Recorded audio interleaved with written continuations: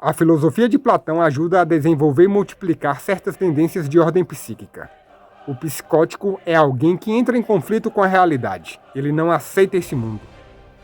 Mas quando um psicótico tem talento para a filosofia, o que ele fará? Platão criou o mundo das ideias para combater a realidade. Criou um outro mundo para combater esse mundo. As passagens em que Platão entra em conflito com Homero estão nos livros 2, 3 e 10 da República. Se você acha que Platão é da paz e está tudo bem, se levante. Mas se você pressente, assim como eu, que tem alguma coisa muito estranha com os pensamentos deste filósofo, assista todos os meus vídeos, pois eu os produzi pensando em você. Platão contra Homero.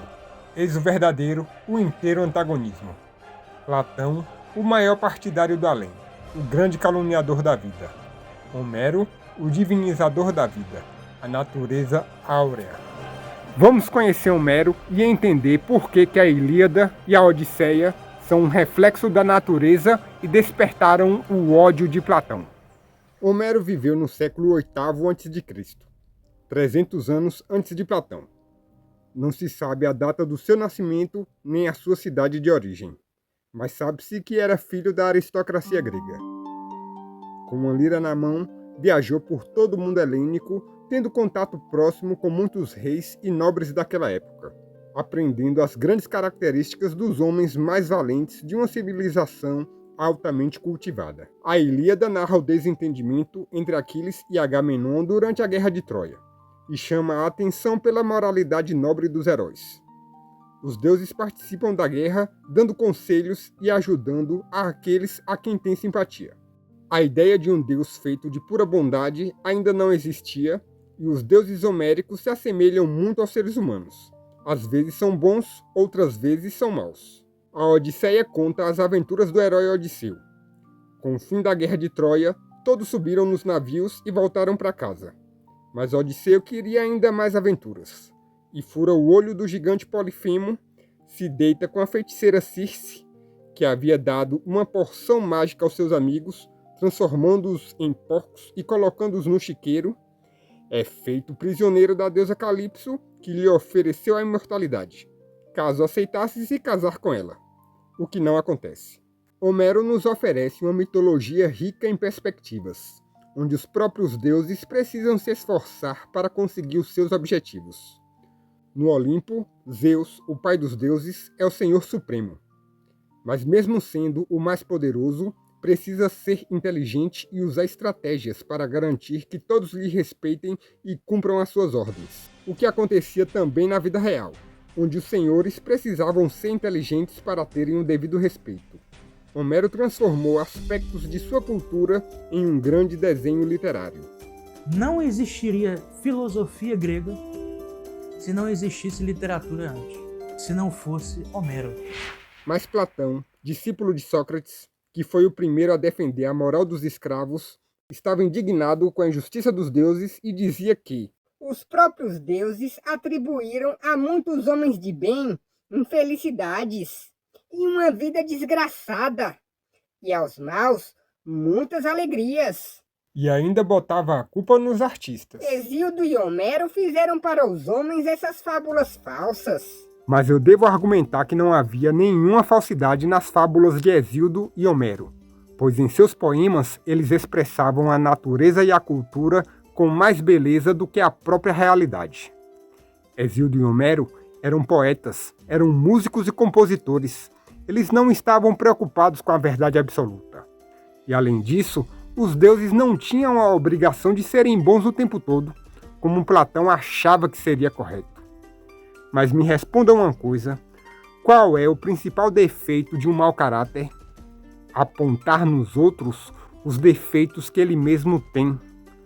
Quando Platão diz que as fábulas dos poetas são falsas, ele está falando dele mesmo, porque o mundo das ideias que ele inventou é falso.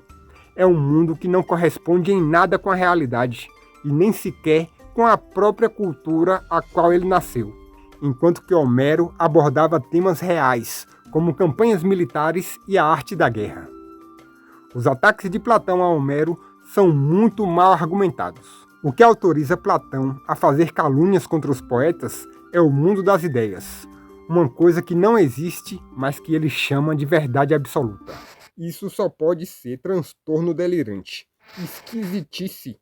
Você compreende a maluquice disso?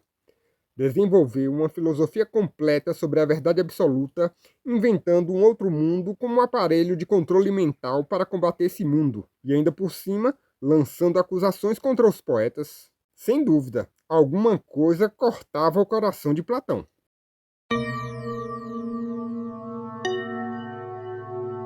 O psicótico se apega ao irreal e se distancia da realidade. Está repleto de ideias obsessivas e se sente o dono da verdade.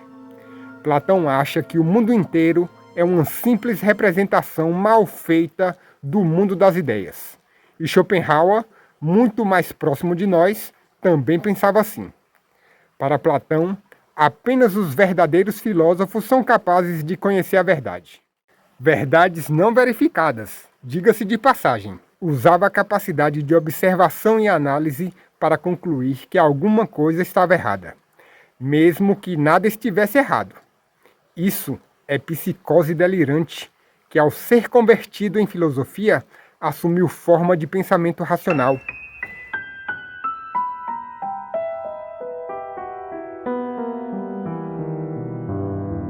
E então Platão sinaliza mais uma vez que a sua razão não alcança os problemas fundamentais da existência, e cheio de ódio, profere estas palavras.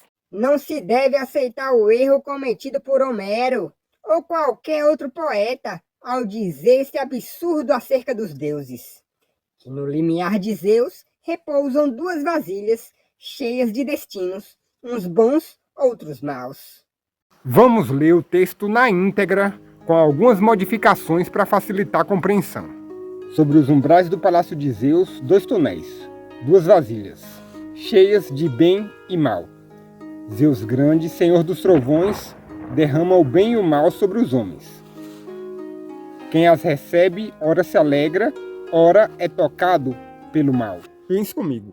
Platão afirmou que é um absurdo que os deuses derramem em cima dos homens o bem e o mal. Mas qual é o absurdo se um artista transforma as forças da natureza em poesia? Homero não reivindicava ser o dono da verdade, e os seus poemas estão em perfeita medida com as forças da natureza.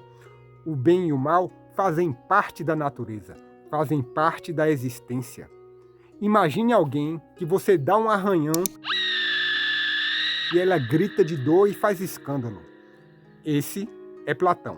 Perceba que nós estamos pisando em território inexplorado. Ninguém no YouTube jamais sublinhou os traços psicológicos de Platão. Platão não admitia que o mal tivesse o direito de participar da vida do homem e argumentava sem nenhum embasamento científico que a ideia do bem criou a luz.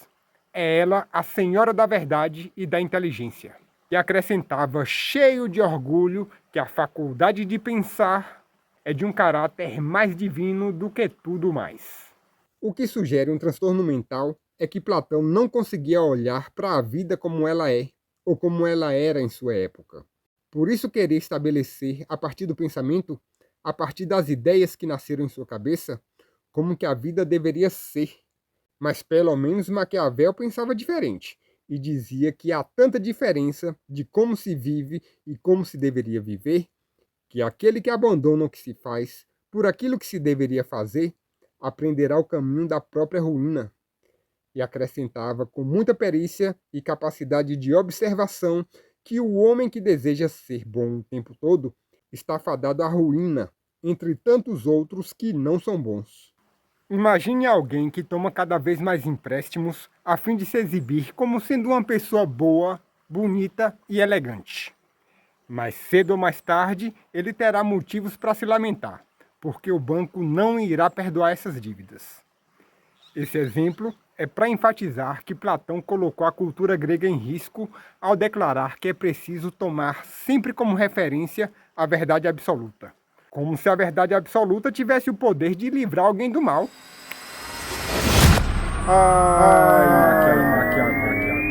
Gênio da Renascença. Arrebata as ideias desse louco. Nesse momento reunimos 3 indícios de que Platão, o grande caluniador da vida, Semelhante ao neurótico, estava muito mais interessado em propagar suas preocupações sem fundamento do que em resolver os problemas fundamentais da existência. Primeiro, incapacidade de reconhecer que os deuses são uma projeção honesta da natureza e da sua cultura. Segundo, incapacidade de reconhecer que o mal é uma força intrínseca da natureza, mesmo que ele soubesse o que é um temporal e o que é um terremoto. Terceiro, incapacidade de se conectar filosoficamente com a realidade. Mas existe um detalhe que fecha os nossos olhos em relação ao estado psicótico de Platão. Há uma espécie de imbecilidade programada. Nós estamos muito acostumados com farmácias e hospitais. Em toda parte, iremos encontrar alguém sofrendo de burnout e depressão. E isso se tornou tão normal que o primeiro a transformar o pensamento e a inteligência em transtorno e estupidez passa ileso e não levanta suspeita. Platão, discípulo de Sócrates, nascido na Grécia no ano 428 a.C., na cidade de Atenas, filho de família aristocrática e guerreira, foi o maior inimigo da cultura grega, e o seu legado ainda está vivo e é evidente. Nós vivemos numa época em que os valores naturais são rejeitados e desprezados. Estamos tão acostumados a isso que acreditamos que os transtornos mentais só são verdadeiros quando são muito graves, e que as doenças só são verdadeiras quando os pacientes já estão em fase terminal. Quem estiver pensando em justiça deverá considerar Platão o inimigo da ciência. Mas para se fazer justiça serão necessárias pessoas fortes e corajosas, ou como diz Homero, a coragem, sem dúvida, a força mais nobre. E essa é a minha experiência filosófica e audiovisual para colocar Platão em seu devido lugar.